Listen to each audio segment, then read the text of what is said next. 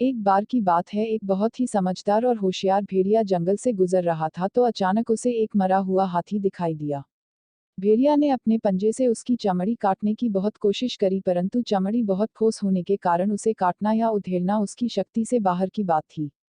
अचानक एक बब्बर शेर वहां आ गया। तभी भेड़िया शेर से बोला, महाराज, मेरे मालिक, मैं तो सिर्फ आपके लिए ही इसकी रखवाली कर रहा था कि कब आप यहाँ आए और मैं आपको यह भेंट दे सकूं। कृपया आप इसे मेरी तरफ से स्वीकार करें। बब्बर शेर बोला, तुम्हारा धन्यवाद, परंतु तुम तो मेरा स्वभाव जानते हो कि मैं किसी दूसरे के द्वारा किए गए शिकार को स्वीकार नहीं करता। मैं अपनी खुशी से तुम्हारी यह भेंट तुम्हें सौंपता हूँ। इतना कहकर बब्बर शेर अपने रास्ते हो लिया।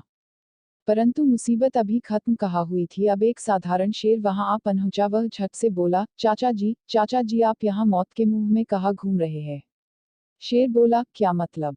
भेड़िया बोला, चाचा जी, इस हाथी को बब्बर शेर ने मारा है और मुझे इसकी रखवाली करने के लिए यहाँ छोड़ा है। जाते जाते राजा जी मुझे यह कह गए थे कि अगर कोई शेर इधर उधर से गुजरे तो मुझे सूचित कर देना। अब मैं इस जंगल के सारे शेरों को खत्म कर दूंगा। इतने सुनते ही शेर की हवा सरक गई। उसने कहा, मेरे प्यारे भतीजे, अब तो तुम ही मुझे बचा सकते हो। अगर मेरे बारे में तुम राजा जी को सूचित नहीं करोगे तो मैं बच जाऊंगा। अच्छा, तो मैं खिसकता हूँ। यह कहते हुए शेर रफूचक्कर हो गया। उसने जाने भर की देर थी कि एक चीता वहां आन पड़ा।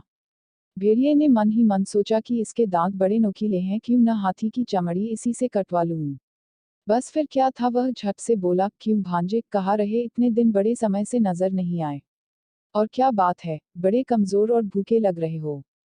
देखो, यह जो हाथी है, इसे बब्बर शेर ने मारा है और मुझे इसका रखवाली करने के लिए कहा गया है। लेकिन यदि तुम इस हाथी का स्वादिष्ट मांस खाना चाहते हो तो जल्दी से इसमें से चीर कर खा जाओ। परंतु जल्दी करना, कहीं राजा जी न आ जाए। फिर चीता बोला, नहीं मामा जी, मुझे लगता है यह मेरी सेहत के लिए ठीक नहीं।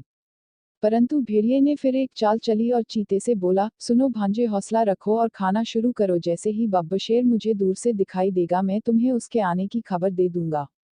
बस झट से भाग जाना। बस फिर क्या था, चीता भेड़िए के झांसे में आ गया और हाथी के पास पहुंचा। उसने जैसे ही हाथी की चमड़ी को उधेड़ा, भेड़िया चिल्लाने लगा, भांजे फूट लो, शेर आ रहा है। झट से चीता 9-2-11 हो गया।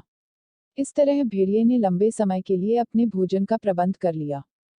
सीख, अक्लमंदी से मुश्किल काम भी आसान किया जा सकता है।